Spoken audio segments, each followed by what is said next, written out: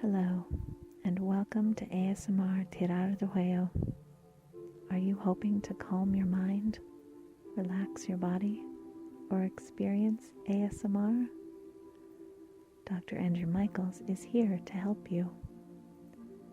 We are so grateful you have chosen to spend some time with us today.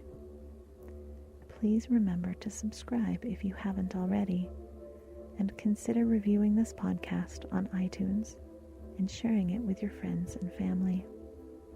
It really does help.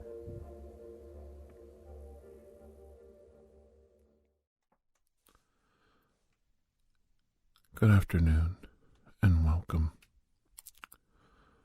Welcome to my humble little podcast.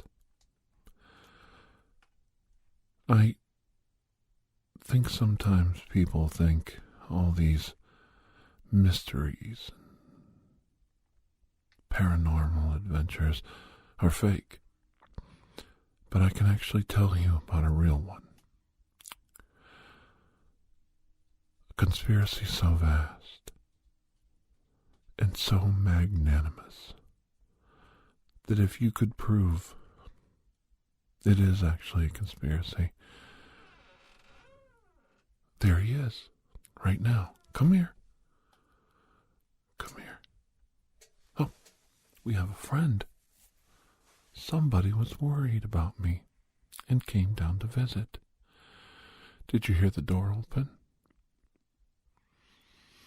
Those of you who might be a fan for a long time might know I have a little dog named Buster. And Buster worries about everything. He's afraid of being alone. I think a lot of us are. But this little dog takes it to a level of an art form. I think he's scared. Let me see if I can get him to open up the door here. Do you mind? This is kind of odd, but let's do this. This might be a fun little thing we can do. We'll just get up for a minute. I'll keep talking. Come here. Do you want to come see Dad? Come on. Are you scared? Come on. Everybody wonder where Buster is. Where's Buster? Open the door. Are you hiding now? Come here. All right, you go hide. Daddy didn't run away. Daddy's right here. You gonna come see me? Well, come here. Well, come here. Come on. He is scared of the whole world. Come here. Come here. Don't you dare go potty. No potty in the house. Come here. Come on. Come on. Come here. Oh, don't. No, he's scared. I have headphones on. It's scaring him. Come here. You don't want to come see Dad? He does not. He's scared because he doesn't like being filmed on camera. Normally he runs and jumps right up on my lap. That's why he followed me downstairs to my studio. He's like a child. He's more like a little boy than a dog, and I know that's a bad habit because he's not a little boy, and he doesn't respond to stimulus the same as a little boy. And you can't teach a dog the same way you teach a little boy. You can't sit down and reason with him. Yes, you can talk to a little dog, and they're actually very intelligent. I think they have the ability to remember or know 400 words, 200 words, maybe it's 400. And they basically have the understanding of the world like a little 4-year-old. Come on. He's scared because I know what he knows. You're going to try and film me on camera, aren't you? But he's sitting there looking at me. And he's just so scared. And he's hiding in the other room. He is the perfect epitome of the innocence of all humans and animals when they see the world as a good place and they're worried about every little thing is a bad thing. Every little thing is a scary thing. And maybe that helps lead us into our story today. There are people out there who think for one reason or another, that there is a global conspiracy of worldwide proportions. It goes all the way around the globe. Everybody's in on it. Everyone. And they believe the world, or better yet, well, we'll start with the world. The world is flat. Why we are even discussing this in the 21st century is beyond me. Now, in my older days, I would tell you a story where it's actually true. Oh my goodness, it's true. But I realized early on that the flat earth movement wasn't just some group of miscreants trying to make money off the flat earth. It was a symptom of a bigger problem, where in this day and age of oversaturation of information with the internet and all of the world's knowledge at our fingertips, you have to believe something to know it's not true, because anybody can state a fact or a belief that they think they know real well, and then somebody else can sit down and type on a computer a few characters and grab the information and the actual facts right off the internet. We've all done it. You might say, oh, that man's married to this model, and you got mixed up and it wasn't the model you said, it was a different model. I made that mistake years ago. Or you could say something like, well, I think the sun is 91 million miles away from the earth.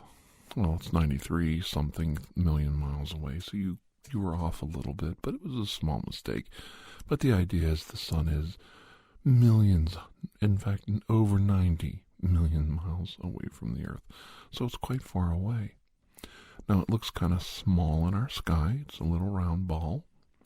It is a ball. It is a sphere. But it's rather small because it's so far away, but it's still kind of big if you think about it. It's kind of neat. You could look at the sun as a small object in the sky, or you could say, wow, that's really big. We're 93 million miles away, and it's still that size. That's kind of frightening. To me, it is. It's actually frightening because it's like, well, the ISS satellite, whether it's real or it's some NASA fraud, is actually big enough that we can see it, and it's a little tiny dot up there in the sky. How big is the sun being that far away, and it's still that big in the sky?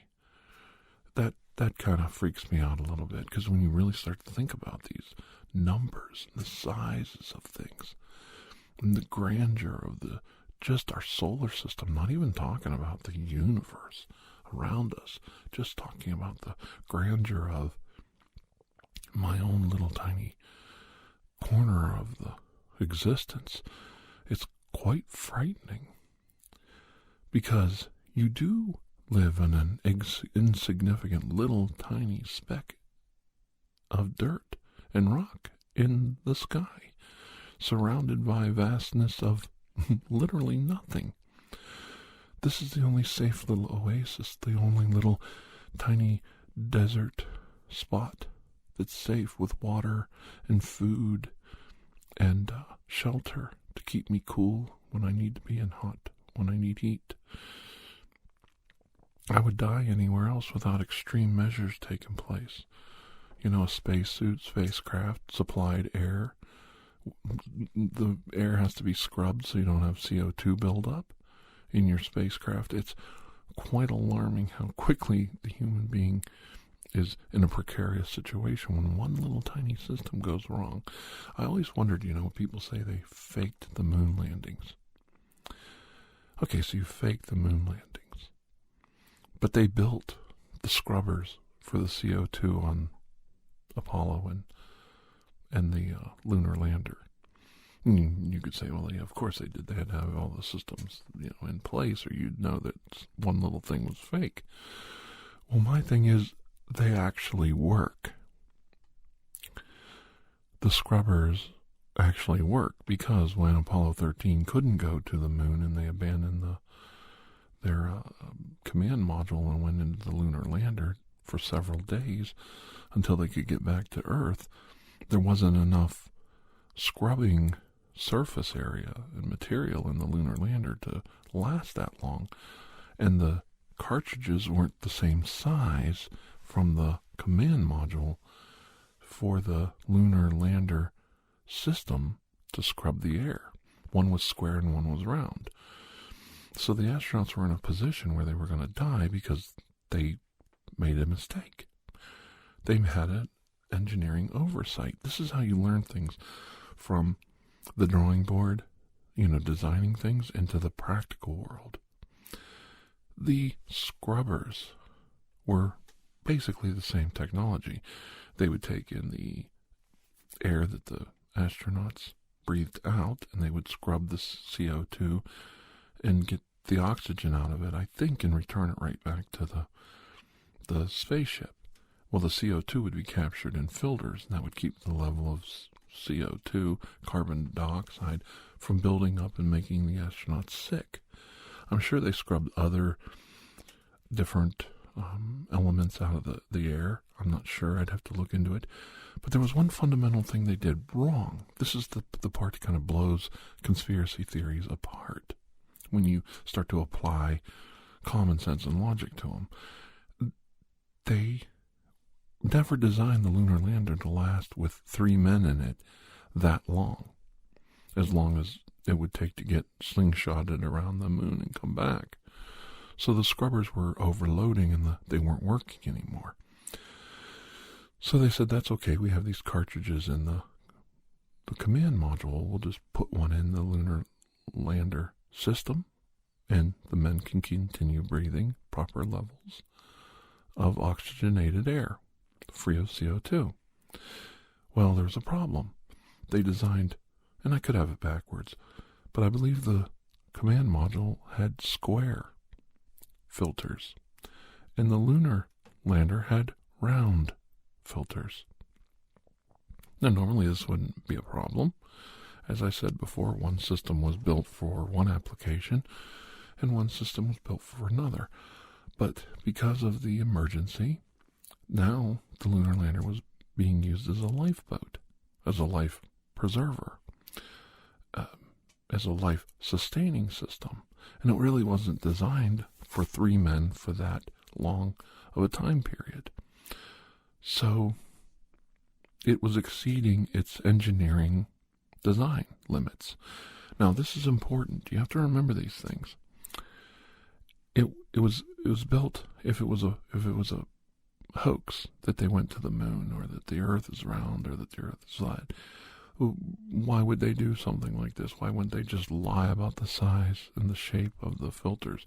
Oh, that's right, because the astronauts were on like LSD, and they were in a studio, and they thought they were going to the moon, right? They must have thought they were going to the moon, so they had to keep carrying on this farcical, conspiracy to its end result, where the astronauts thought they went around the moon. So they were looking out the window of their spaceship, and they thought they saw, the moon coming closer, and then the moon going further away, and the Earth moving away, and then the Earth coming closer. Or were the astronauts not in on it? Or, they were not in on it, and therefore they had to fake the filters. They had to figure out a way to get that square peg into a round hole, which is what they did. In reality, they said, this is all of the material. They got a big bag, and they put every single thing the astronauts had available in their spaceship, in this bag, with the filter system and the filter hookup system, and they had a group of engineers sit down and say, figure out how to make a square peg go in a round hole. And believe it or not, the astronauts came up with a way, using duct tape, plastic bags, I think a vacuum hose or a hose off astronaut's suit, to basically make a square peg fit on a round hole. And it was quite simple and ingenious, and probably not that big of an engineering marvel once they applied their minds to it. But they not only came up with a solution, they applied the solution. It worked. The CO2 levels came back down, and the astronauts continued on the journey. Now, this was actually shown in the movie Apollo 13, it never really got out of hand. They figured out early on in the trip that they made a mistake, that there was an engineering error, and that the filters wouldn't work, that the astronauts were going to get into a critical situation. In the movie, they kind of dramatize it, that, they start coughing. The CO2 is getting too high. Well, CO2 wouldn't make you cough. And, they kind of, over-dramatize the situation a little bit in documentaries and stuff to try and make it exciting, after the explosion, there really isn't much to talk about except engineers and astronauts talking back and forth about, hey, I don't feel like dying today, let's keep me alive. It's not real exciting talking about math and science and the trajectories and retrofiring. So they had only a few things in the script that they could get people excited about, and one of them was these CO2 scrubbers. So it was presented in the movie, and it was a very ingenious little thing they came up with to solve the problem. I think anybody would have probably figured out how to do what they did, given the situation and the equipment available. You could put a group of 13-year-old science students in a room, probably could have came up with the same solution. The problem is, they didn't have all day to work on this. They had to get this thing done, get the instructions sent up to the write the instructions, first of all, then send them to the astronauts, get them to write them all down, because this is, 1969, 1970, I think, 1970, and, you just can't send them up a file, they had to tell them everything over the radio, and then they had to actually do it before it became critical, it became a problem. They had to carry out the instructions. Now, whoever wrote these fake scripts for these fake moon landings and these fake conspiracy stuff was a pretty ingenious guy, because he would have had to think, well, first of all, we've got to get these guys to build this, command module over here. Then we got to get another company to design the lunar lander over here.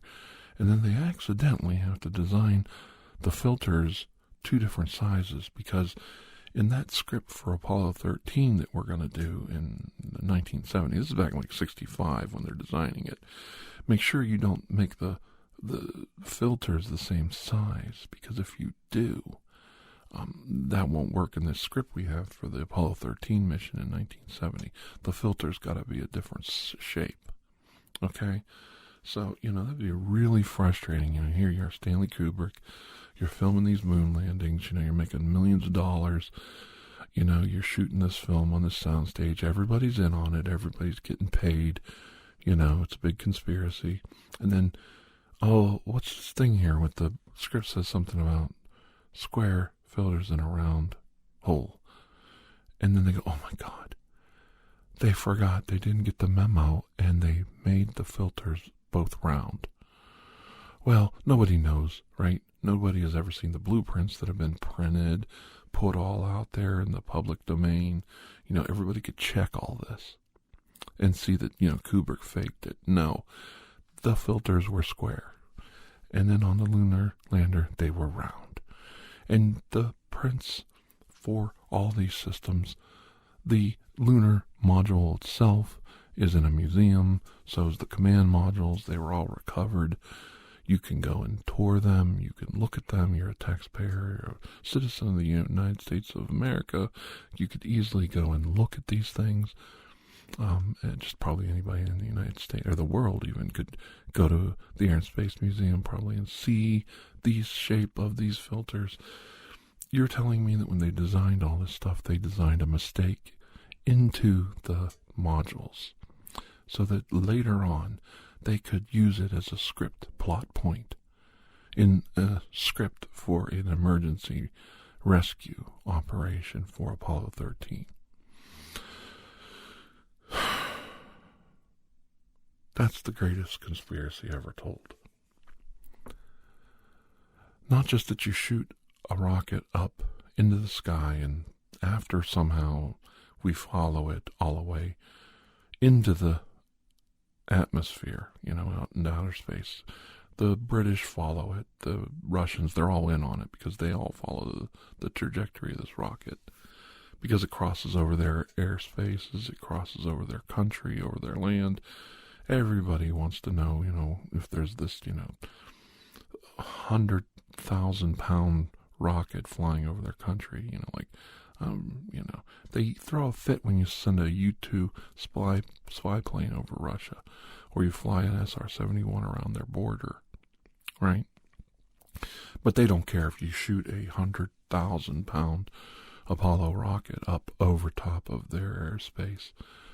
Something that could come down full of rocket fuel and explode and kill hundreds of people and start a forest fire. They wouldn't care about that. But they only throw fits over little tiny things like U-2 planes and SR-71 and spy satellites that probably only weigh 1,000 pounds. But I'm all over the place today. But the point is, it gets ludicrous after a point. I don't like talking about the actual science of the globe Earth. And I don't like talking about the science of the universe and how it's all of creation follows predictable mathematical formulas, and you can figure out the trajectories of all the stellar objects we're aware of. The reason I don't like to pursue that is I want somebody to explain to me how some guy wrote a plot for an Apollo moon mission that they were going to do 5 or 6 years down the road. And he was smart enough to get them to design the fake lunar lander and the fake command module with different size filters in it, so that he would have a weird and quirky plot point in a rescue scenario. It's beyond imagination. It gets to the point where you have to prop these conspiracies up with more and more BS, more and more garbage, to the point where you're creating whole industries, whole religions to defend it. One of my favorites is, and I'll touch on this before I go, because it's one of my favorites, that, it's some kind of satanic conspiracy to destroy creation science, that the young Earth is only, the Earth is only 6,000 years old, and dinosaurs might have lived with men and been on Noah's Ark, and Noah's Ark is real, and all this other BS that they try to, these myths and legends that they take, from the Bible and other holy books, and they try to say, well, science is trying to cover all that up. Science is trying to disprove this. It's some kind of huge Luciferian, Illuminati, the secret government conspiracy to blind us to what's really going on. And I always point out the astronauts were, the majority of them, I don't even remember one. I'd have to look up and try to find an astronaut, a NASA astronaut, who was not a Christian. Until the modern 21st century, when they started sending, I think they sent an Israeli astronaut up. I assume he was Jewish. He died on the one Challenger reentry. I assume he was Jewish. I think they've had some Islamic Muslim astronauts. I don't even think I've ever read, and I've read a lot about astronauts and the NASA program. I don't think I've ever read about any of the astronauts turning to atheism after, or agnosticism after their experiences in space. They were all predominantly Christian. Many of them became more devout Christians after their space missions. One of my favorite stories is on Apollo 11 when they landed. Buzz Aldrin took communion. I have stated he was a Catholic. He wasn't. He was, I think, a Presbyterian, and I probably got it wrong again. But he had a small communion set and did a communion, religious Christian ceremony on the moon, The first 2 men on the moon landed, and one of them did a Christian ritual. And you're saying that's part of a Luciferian world government trying to destroy religion conspiracy? You see, it gets to the point where, what the hell are you talking about? It really does.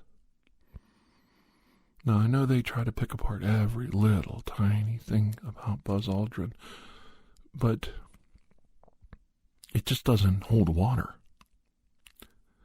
Either he did it or he didn't. Either they were Christians or they weren't. Either the people who built the Apollo rocket in Alabama, in Huntsville, Alabama, were God-fearing, Bible-thumping Christians. And you know they were.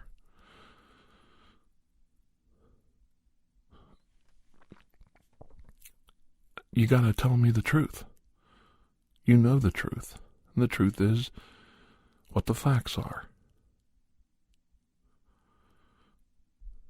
And the conspiracy that is the most dangerous, most real, most frightening thing I've ever come across is this conspiracy of people trying to convince people that science is evil, that the earth is not a round globe, and that the earth is flat, and try and push us back into the Stone Age when we still dragged women around by their hair and cooked pterodactyl over top of the campfire. I mean, do they even have any rationalization that there are no terror birds on the planet, there are no megafauna creatures on the planet anymore? Probably because of the rise of man. We killed all them off. Human beings are like spread across the world and wiped all that out. I don't think science has come to a complete conclusion on that, but I really think that is the conclusion.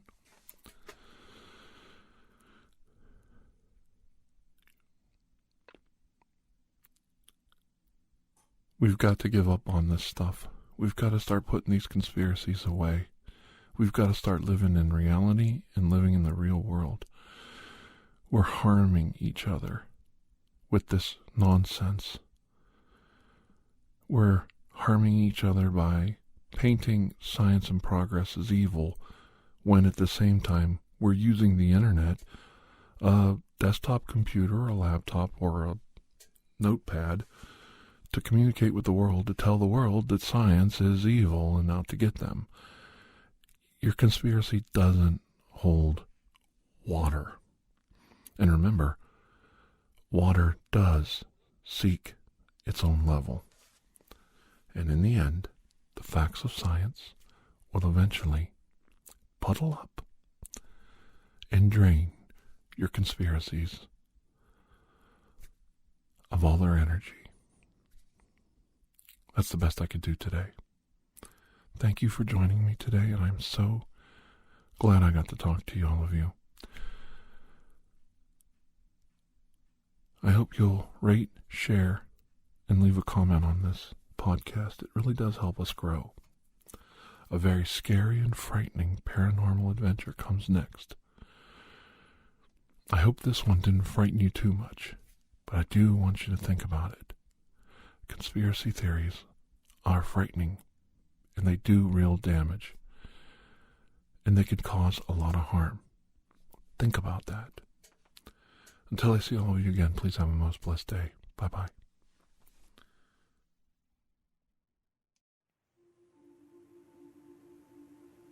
Thank you for joining us for ASMR TirarADeguello. Remember to stay tuned for the next episode, coming soon. When you have a moment, please take the time to rate and review this podcast. If you are interested in additional ASMR content, you may view our library of videos at youtube.com/TirarADeguello. The theme song, Atlantis, is by Jason Shaw of Audionautics.com and is used by permission. Correspondence, including questions or requests, may be sent to TirarADeguello@gmail.com. On behalf of Dr. Andrew Michaels, thank you.